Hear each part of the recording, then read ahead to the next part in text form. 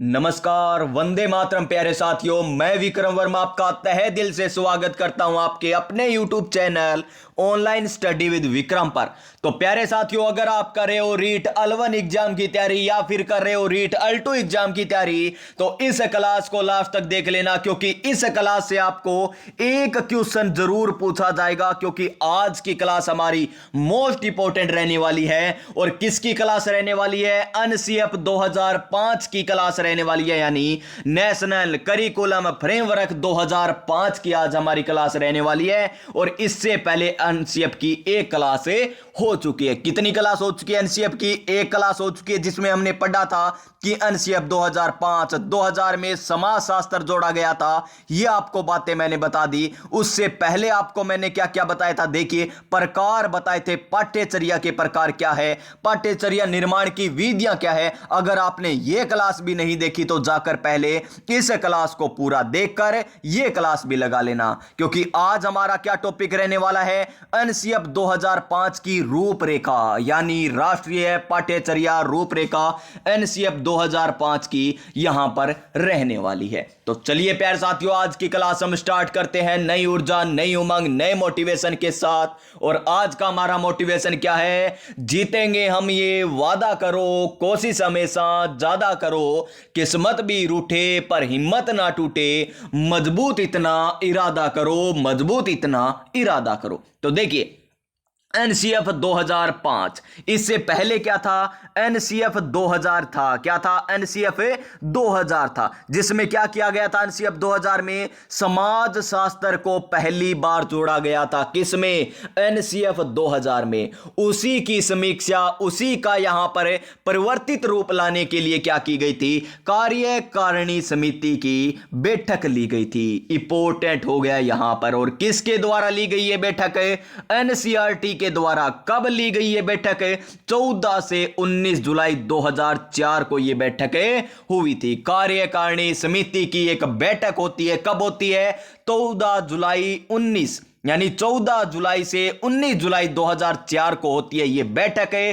क्यों होती है ये बैठक है? इसका उद्देश्य क्या था? जो एनसीएफ 2000 है उसकी समीक्षा करना। एनसीएफ 2000 है उसकी समीक्षा करना इस बैठक का उद्देश्य था। तो देखिए यहां पर उद्देश्य क्या था? एनसीएफ 2000 की समीक्षा करना। किसका उद्देश्य था? ये बैठक, यानी इस समिति की जो बैठक थी, इसका उद्देश्य था कि हम एनसीएफ 2000 है ना, उसकी एक समीक्षा करेंगे कि इसे बदलना है, नहीं बदलना, क्या इसमें परिवर्तित किया जाए। यानी इस प्रकार की बातें यहां पर रखी गई इस बैठक में। कब होती है यह बैठक? 14 जुलाई से 19 जुलाई 2004 को होती है यह बैठक। और किसके द्वारा की जाती है यह बैठक?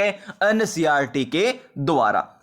अब किसी को तो आधार मानना पड़ेगा, तो आधार किसको माना? इन्होंने आधार माना था यशपाल समिति को। यशपाल समिति को इन्होंने आधार माना था। जो रिपोर्ट आई थी 1992-93 में आई थी, उसका उद्देश्य क्या था? बोझ रहित शिक्षा, यानी बालक को बोझ नहीं होना चाहिए। शिक्षा एक प्रकार सीखने का होना चाहिए, बोझ वाली शिक्षा नहीं होनी चाहिए। 1992-93 में जो रिपोर्ट आई थी यशपाल समिति की, उसको आधार माना था। परिणाम क्या हुआ? इस उद्देश्य, इस बैठक का परिणाम होता है कि नवीन पाठ्यचर्या बनाने का जो सपना था, यानी जो इन्होंने सोचा था इस बैठक में, वो पूरा हो गया। यानी परिणाम क्या निकला? नवीन पाठ्यचर्या बना दी गई, यानी एनसीएफ 2005 आ गई। उसके बाद क्या आ गई?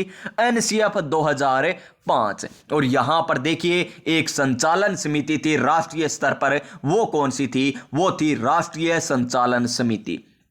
क्या मकसद था इसका? जो एनसीएफ है ना, एनसीएफ 2000 है उसकी समीक्षा करना और नई क्या लाना? एनसीएफ लाना। यही इसका उद्देश्य था।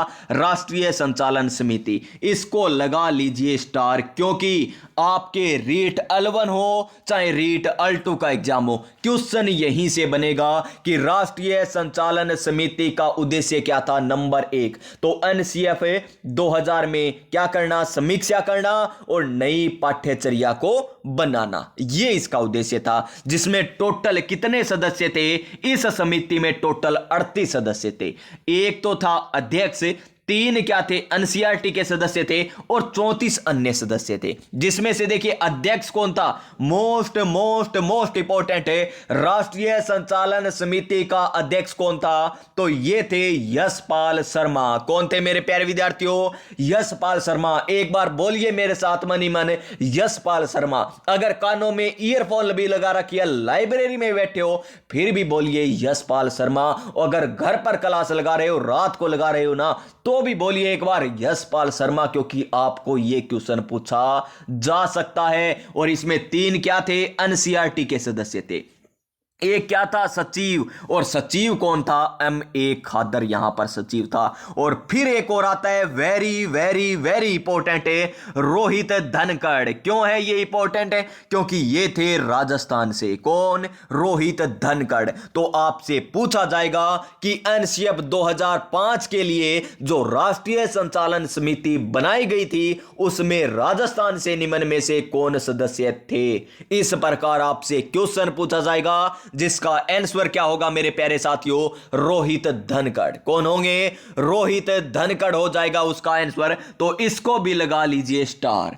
2 स्टार लगाए हैं और दोनों ही स्टार इतने इंपॉर्टेंट है प्यारे विद्यार्थियों कि आपको हूबहू देखने को मिल सकते हैं आपके एग्जाम में। मैं ये नहीं कहता कि यही आएंगे, लेकिन आने के चांस इनके सर्वाधिक है, ये मैं कह रहा हूं। मैं कोई यहां पर पेपर बनाने वाला तो हूं नहीं कि मैंने जो कह दिया, मैंने जो कमेंटमेंट कर दिया वही पेपर में छपेगा, नहीं। लेकिन आएगा इन्हीं नोट्सों में से, यह मैं दावे के साथ कह सकता हूं। आएगा इन्हीं नोट्सों में से जो हम कर रहे हैं रिवीजन, आएंगे वही जो मैं स्टार लगा रहा हूं, यह हमें पता है। तो देखिए अध्यक्ष कौन है, यशपाल शर्मा। राजस्थान से कौन, रोहित धनखड़। सचिव कौन, M.A. खादर। और कितने सदस्य थे एनसीईआरटी से, तो एनसीईआरटी से थे कितने सदस्य, 3 सदस्य थे। टोटल कितने सदस्य थे, 38 सदस्य थे। याद हो गई ना, राष्ट्रीय संचालन समिति। यहां से क्वेश्चन बनेगा तो बनेगा, एक बार और रिवीजन कर लीजिए, हमें कोई नहीं जाता, यहां पर कोई घाटा नहीं है। एक बार रिवीजन और कर लीजिए, एक बार फिर से। टोटल कितने सदस्य, एक बार आंखें थोड़ी सी बंद कीजिए, फिर साथ के साथ सुनिए इस आवाज को और साथ के साथ बोलिए।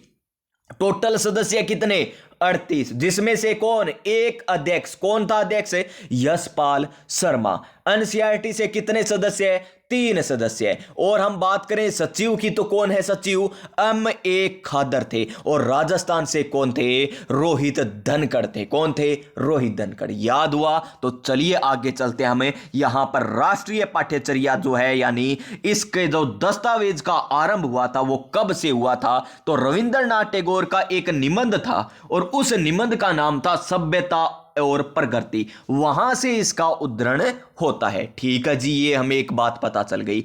और क्या बात है यहां पर, और पॉइंट यहां पर हमें दे रखा है कि सृजनात्मकता यानी जो क्रिएटिविटी है और उदार आनंद क्या है, बचपन की कुंजी है। यानी ये दोनों क्या है, बचपन की कुंजी। कौन कौन सी, एक तो सृजनात्मकता और एक उदार आनंद। और नासमझ वयस्क संसार के लिए क्या है, खतरा बताया गया है। और नेक्स्ट पॉइंट हमें क्या दे रखा है, नेक्स्ट पॉइंट है कि 21 राष्ट्रीय फोकस समय तैयार किए गए। यानी इसमें क्या किया गया था, 21 राष्ट्रीय फोकस समय तैयार किए गए। ये क्या है, यानी प्रत्येक के लिए एक राष्ट्रीय फोकस समय बनाया गया था। जिस प्रकार सामाजिक विज्ञान है, इसके शिक्षण का एक राष्ट्रीय फोकस समय था। ठीक है, यानी जो सामाजिक विज्ञान शिक्षण है, इसका एक क्या था, राष्ट्रीय फोकस समय था। जिसके अध्यक्ष कौन थे इस समय के, गोपाल गुरु। इससे पहले हमने क्या पढ़ी थी, राष्ट्रीय संचालन समिति पढ़ी थी, जिसके अध्यक्ष तो कौन थे, यशपाल शर्मा थे। इसी प्रकार सामाजिक विज्ञान शिक्षण का एक जो राष्ट्रीय फोकस समय उसका एक अध्यक्ष था, उसका नाम क्या था, गोपाल गुरु। गोपाल गुरु। और सचिव कौन थी, सविता सिन्हा। सविता सिन्हा कौन थी, सह से सामाजिक, सह से सचिव, सह से सविता, सह से सिन्हा, यानी सह वाले सभी एक जगह ही आ गए, कोई दिक्कत नहीं। सामाजिक विज्ञान शिक्षण का एक राष्ट्रीय फोकस समय बनाया गया, जिसके अध्यक्ष कौन बनाए गए, गोपाल गुरु। सचिव किन्हें बनाया गया, सविता सिन्हा को। एक बार फिर से देख लीजिए, राष्ट्रीय फोकस समय टोटल कितने थे, राष्ट्रीय फोकस में टोटल थे 21। टोटल थे कितने, 21। हम बात करते हैं सामाजिक विज्ञान शिक्षण का जो राष्ट्रीय फोकस था उसकी। तो देखिए 3 सदस्य, जो आमंत्रण सदस्य थे, 15 अन्य सदस्य थे इस समय में। यानी जो सामाजिक विज्ञान शिक्षण का राष्ट्रीय समय यानी राष्ट्रीय फोकस समय, उसमें टोटल 18, 3 तो आमंत्रण सदस्य थे, 15 अन्य थे, जिसमें अध्यक्ष कौन थे? गोपाल गुरु थे। सचिव कौन थे? सविता सिन्हा थी। कौन थी? सविता सिन्हा। तो अब तक हमने ये पढ़ लिया है, फिर से रिवीजन करें क्या मेरे प्यारे साथियों? लीजिए हम फिर से रिवीजन कर लेते हैं बिना कुछ देखे। नंबर 1, राष्ट्रीय संचालन समिति। क्या पढ़ी हमने? राष्ट्रीय संचालन समिति पढ़ी थी। क्या पढ़ी थी? राष्ट्रीय संचालन समिति। राष्ट्रीय संचालन समिति हमने पढ़ी, जिसमें क्या पढ़ा हमने? एक अध्यक्ष। कौन थे अध्यक्ष? यशपाल। कौन थे? यशपाल शर्मा उसके अध्यक्ष थे। नंबर 2, सचिव कौन थे? ए खादर। ए खादर कौन थे? सचिव थे। नंबर 3 पॉइंट क्या था? इस राष्ट्रीय संचालन समिति में राजस्थान से कौन था? तो राजस्थान से हमारे धनखड़ जी थे, रोहित धनखड़ थे। और हमने क्या पढ़ा इसमें? 3 सदस्य कैसे थे? 3 सदस्य ऐसे थे जो एनसीईआरटी के सदस्य थे। एनसीईआरटी के कितने सदस्य थे इस समिति में? 3 सदस्य थे। टोटल कितने हो गए? 1, 2 और 3। ये कितने? 1 तो ये हो गया, 3 ये हो गए, 4 तो ये हो गए, और कितने बच गए? 34। यानी टोटल थे 38 सदस्य। किसमें? राष्ट्रीय संचालन समिति में। और इस समिति के द्वारा क्या बनाए गए? 21 क्या बनाए गए? 21 राष्ट्रीय समूह बनाए गए थे। 21 राष्ट्रीय समूह बनाए गए थे, जिसमें से हमने पढ़ा है सामाजिक विज्ञान शिक्षण का। सामाजिक विज्ञान शिक्षण की बात करें तो इसमें अध्यक्ष कौन था? गोपाल गुरु। कौन था? गोपाल गुरु इसका अध्यक्ष था इस समूह का। और सचिव कौन थी? सविता सिन्हा। सचिव कौन थी? सविता सिन्हा इसकी सचिव थी। तो सभी को समझ में आ गया होगा अब तक हमने जो पढ़ा है। तो प्यारे साथियों चलते हैं नेक्स्ट पॉइंट पर। और नेक्स्ट पॉइंट पढ़ने से पहले एक मोटिवेशन हो जाए, प्यारा सा मोटिवेशन। और मोटिवेशन क्या है? कि वक्त से लड़कर जो नसीब बदल दे इंसान, वही जो अपनी तकदीर बदल दे। यहां कल क्या होगा कभी ना सोच मेरे दोस्त, क्या पता कल वक्त खुद अपनी तस्वीर बदल दे। तो चलिए देखते हैं एनसीएफ 2005 की विशेषताएं। क्वेश्चन इसी प्रकार मिलेगा आपको कि निम्न में से कौन सी एनसीएफ 2005 की विशेषता नहीं है। तो देख लीजिए कौन कौन सी विशेषताएं हैं। तो देखिए नंबर 1 पॉइंट है, छात्र शिक्षक अनुपात कितना? 30:1 आपको मिलेगा कि एनसीएफ 2005 की निम्न में से कौन सी विशेषता नहीं है। तो आपको यहां पर 30:1 न देकर क्या दे देगा? कोई अलग दे देगा, जैसे 48:1। तो वो क्या हो जाएगा? गलत हो जाएगा। सही क्या होगा? 30:1 होगा। और शिक्षक की भूमिका किस प्रकार की गई थी इसमें एनसीएफ 2005 में? यानी शिक्षक की भूमिका सुविधादाता के रूप में की गई थी। किस रूप में? सुविधादाता के रूप में। यानी बालकों को सुविधा देने के लिए शिक्षक की भूमिका की गई थी। बाल केंद्रित शिक्षण की व्यवस्था की गई, यानी बालक से केंद्रित होना चाहिए, न किसी विद्यालय पर केंद्रित हो, न किसी शिक्षक पर केंद्रित हो, न किसी व्यक्ति विशेष पर केंद्रित हो। तो यह होगी बालक केंद्रित शिक्षण। किसमें कहा गया? ये एनसीएफ 2005 में कहा गया। गतिविधि आधारित शिक्षण, यानी बच्चा कुछ कार्य करे, इस प्रकार का शिक्षण होना चाहिए। ऐसे नहीं जिस प्रकार जो व्याख्यान विधि होती है उस प्रकार शिक्षण नहीं होना चाहिए। गतिविधि आधारित क्या होना चाहिए? शिक्षण होना चाहिए। और अधिगम किस प्रकार का? रचनात्मक अधिगम कराना होगा। किस प्रकार का अधिगम कराना होगा? रचनात्मक। बाल केंद्रित गतिविधि आधारित शिक्षण के माध्यम से रचनात्मक अधिगम कराना एनसीएफ 2005 की विशेषता थी। इसके अलावा देखिए योजना और चिंतन किस प्रकार? तो प्रतिदिन 45 मिनट, प्रतिदिन तो 45 मिनट, और प्रति सप्ताह कम से कम कितने? 2 या 3 घंटे। 2 या 3 घंटे। अगर प्रति माह पूछे तो कम से कम 1 दिन यहां पर योजना एवं चिंतन पर कार्य किया जाएगा। उसके बाद गृह कार्य किस प्रकार दिया जाएगा बालक को? ऐसा क्या है? देखिए पहली क्लास में बालक जाता है, जाते ही क्या दे दिया जाता है? क्या बालक को 5 कॉपी दिला दो। कहते हैं ना बालक को 5 कॉपी, एक कॉपी में करवाए जाएंगे ए अनार आ आम, ये करवाए जाएंगे। दूसरी कॉपी में हम कै ख घेड़े करवाएंगे, कै कबूतर ख खरगोश, यानी इस प्रकार करवाएंगे। तीसरी कॉपी में हम तो पहाड़ा और गिनती करवाएंगे। चौथी कॉपी में तो हम इंग्लिश करवाएंगे, क्या कराएंगे, इंग्लिश करवाएंगे। और पांचवी कॉपी में हम और कुछ करवा देंगे, यानी इतना गृह कार्य देंगे। यानी लगभग करवा दिया बालक को 3 घंटे, क्योंकि पहली क्लास में बालक उससे खुद तो लिखा नहीं जाएगा, या तो माता श्री करवाएगी साथ में या पिता श्री करवाएंगे काम साथ में, तो मिलकर करवाते हैं। तो यहां पर देखिए कक्षा 1 से 2 में कोई गृह कार्य नहीं होगा। देखिए यहां पर एनसीएफ 2005 की विशेषता है, ये कोई गृह कार्य नहीं होगा कक्षा 1 और 2 में। जो दे रहे हैं ना ये 5-5 कॉपी, ये गलत है। फिर बालक हो गया तीसरी कक्षा में से तीसरी कक्षा, चौथी कक्षा और 5वीं कक्षा में प्रति सप्ताह 2 घंटे का ही काम दिया जाएगा होमवर्क। ऐसा नहीं कि बालक को 4-4 घंटे का प्रतिदिन दे रहे हो, नहीं, 2 घंटे प्रति सप्ताह का। अगर बालक 6ठी से 8वीं कक्षा में है तो प्रतिदिन 1 घंटे का काम दिया जाएगा। और अगर बालक 9वीं 10वीं 11वीं 12वीं में है तो प्रतिदिन 2 घंटे गृह कार्य दिया जाएगा। और आजकल में तो 9वीं 10वीं 11वीं 12वीं में तो इतना हो गया प्यारे विद्यार्थियों कि लाइब्रेरी जाने लगे हैं बालक। तो पहले देखिए स्कूल लगता है 10 बजे, 4 बजे आते हैं। पहले देखिए 9 बजे तैयार होंगे, 9:30 बजे वैन आएगी, वैन से स्कूल जाएंगे, फिर घर पर आएंगे 4:30 और 5 बजे चाय पीने के बाद कहां पर, या तो लाइब्रेरी चले जाएंगे या ट्यूशन चले जाएंगे। 7 बजे घर आएंगे, फिर रोटी खाएंगे और फिर पढ़ने लग जाएंगे। बस ये शेड्यूल बन चुका है। और हम जब हम पढ़ते थे तो लाइब्रेरी का नाम भी नहीं जानते थे, सच कह रहा हूं मैं।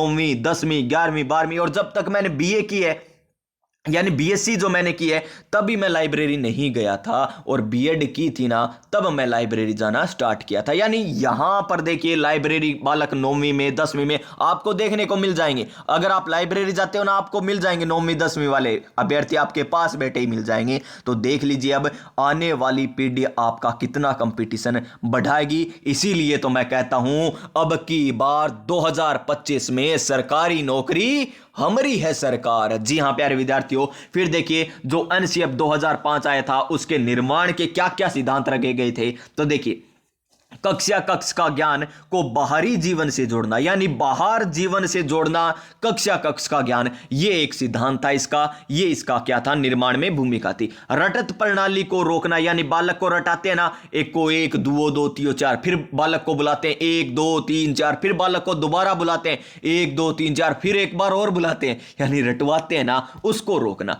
परीक्षा प्रणाली का क्या करना, लचीला बनाना, इसका क्या था, ये पाठ्यचर्या निर्माण का सिद्धांत था या उद्देश्य था। बालक का चहुमुखी विकास करना, यानी हर एक तरफ से विकास, ऐसे नहीं केवल ज्ञान वाला नहीं, ज्ञानात्मक भी हो, भावात्मक भी हो, संज्ञानात्मक भी हो, जितने भी ज्ञान होते हैं ना, सारे ज्ञान होने चाहिए। बालक को शारीरिक विकास होना चाहिए, मानसिक विकास होना चाहिए, ऐसे नहीं केवल किताबी कीड़ा बन जाए, नहीं, चहुमुखी विकास करना बालक का, ये इसका सिद्धांत था। और राष्ट्रीय चिंता, ये हुए हमारे पाठ्यचर्या निर्माण के सिद्धांत। विशेषताएं हमने देख ली, राष्ट्रीय संचालन समिति हमने देख ली जिसके अध्यक्ष यशपाल शर्मा थे। और हमने क्या देखा था, उसमें सचिव कौन थे, ए खादर थे। राजस्थान से कौन थे, रोहित धनकर थे। उसके बाद हमने सामाजिक विज्ञान की जो शिक्षण है उसके जो समय बनाया गया था उसके अध्यक्ष देखे थे गोपाल गुरु। सचिव कौन थी, सविता सिन्हा उसकी सचिव थी। बस इतनी बातें अभी पढ़ी है, फिर से एक बार और बता दिया। और अब देखिए सामाजिक विज्ञान शिक्षण का महत्व एनसीएफ 2005 में बड़ा है, क्योंकि देखिए ये समाज को समझने के लिए बालक समाज के मध्य रहता है। जी हां, सामाजिक विज्ञान महत्व रखता है बालक को। भारतीय संविधान के मूल्यों का विकास करना, ये इसका महत्व था। विविध मतों, जीवन शैलियों, सांस्कृतिक रीति रिवाजों का सम्मान करना सामाजिक विज्ञान का यह उद्देश्य है। समाज की सक्रिय, जिम्मेदारी व चिंतनशील सदस्य के रूप में बढ़ने में समर्थ हो, इस प्रकार सामाजिक विज्ञान बढ़ावा देगा। सामाजिक और जीवन संबंधी कौशलों का विकास करना, ये क्या समझाने वाली बातें, ये तो कॉमन बातें आपको पता होगा। जेंडर संवेदनशीलता, सामाजिक वर्गों की जो असमानताएं हैं उसके प्रति जो समालोचनात्मक चिंतन का दृष्टिकोण विकसित करना, यानी समाज में जो चल रहा है ना कि तू इस जात से है, मैं इस जात से हूं, तू छोटा है, मैं बड़ा हूं, वो खत्म करना है बस। बहुतवाद जातिवाद यहां पर जो जेंडर संवेदनशीलता है, यानी तू लड़का है मैं लड़की हूं, यानी इस प्रकार कहते हैं ना, तू लड़की है मैं लड़का हूं, यानी किसी प्रकार कहे चाहे कुछ भी कहे, वो जेंडर संवेदनशीलता को खत्म करना। उसके बाद देखिए सामाजिक विज्ञान की पुस्तक थी, उसमें क्या क्या परिवर्तन किया गया। नागरिक शास्त्र को राजनीतिक विज्ञान में बदलने का सुझाव दिया गया, किसमें, एनसीएफ 2005 के लिए। नागरिक शास्त्र को राजनीतिक विज्ञान में, पाठ्य पुस्तक को एक बंद बॉक्स में नहीं बल्कि एक गतिशील दस्तावेज बनाना चाहिए, यह इसका उद्देश्य था। और सामाजिक विज्ञान शिक्षण में रचनात्मक, सौंदर्य बोध और आलोचनात्मक समझ को बढ़ाने के लिए भी इसको सुझाव दिया गया। और समस्या समाधान विधि, पात्र अभिनय विधि जो होती है, नाटकीकरण आदि विषयों का प्रयोग किया जाना चाहिए। अधिगम प्रक्रिया को सहभागी और सहभागी बनाने के लिए वाद विवाद और चर्चाएं करवाई जानी चाहिए, यानी कक्षा कक्ष में इस प्रकार का वातावरण होना चाहिए। सामाजिक विज्ञान को चार्ट, समानचित्र, प्राचीन सभ्यता यानी आदि संस्कृति का उपयोग किया जाना चाहिए, ताकि बालक को क्या आए, समझ में ज्यादा आए।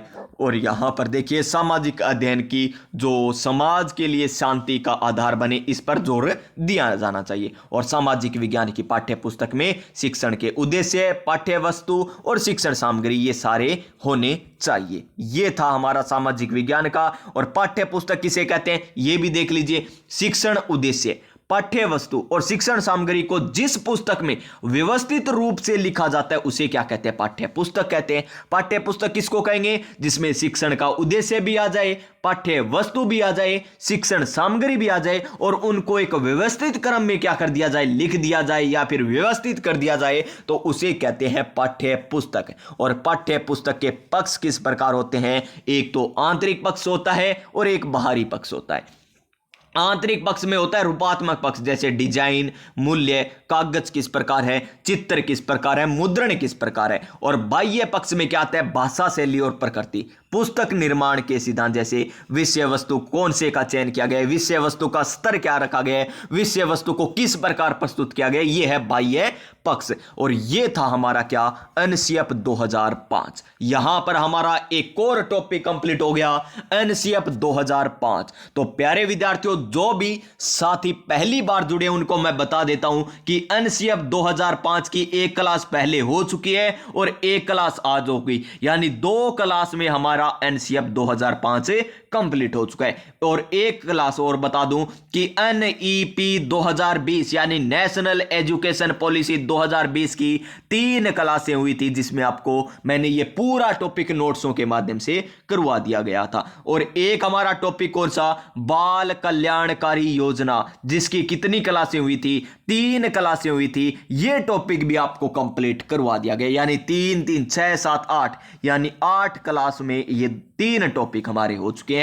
और अब आने वाला है हमारा एक और इंपॉर्टेंट टॉपिक, आरटीई यानी राइट टू एजुकेशन 2009 आने वाला है, जिसकी सभी धाराएं मैं आपको याद करवाने वाला हूं। तो ये टॉपिक भी मोस्ट इंपॉर्टेंट है रीट के लिए। इन 4 टॉपिक से लगभग 8 क्वेश्चन आपसे पूछे जा सकते हैं, 8 या 10 क्वेश्चन तक भी पूछे जा सकते हैं। तो इन टॉपिकों को बड़े शानदार तरीके से तैयार कर लीजिए। 8 क्लासें इसकी हो चुकी है और 3 क्लासें इसकी होगी, लगभग 9 10 11, यानी 10 11 क्लासों में हम ये टॉपिक पूरा कर लेंगे। और आप 2 गुना की स्पीड में देखो, बड़ी क्लास तो है ही नहीं, लगभग 25 से 30 मिनट की क्लास है, तो इन क्लासों को 2 गुना में देख लो, चाहे बाद में रिवीजन के लिए एक बार और देख लो, कितनी बार देख लो, आपको इस नोट्सों से बाहर क्वेश्चन नहीं मिलेगा। और इसके अलावा रीट L1 और रीट L2 के लिए CDP के मैं 10 मॉडल पेपर आपको करवाने वाला हूं, जो हमारे चल रहे हैं। लगभग अब तक 3 या 4 मॉडल पेपर हो चुके हैं। और इसके अलावा CDP में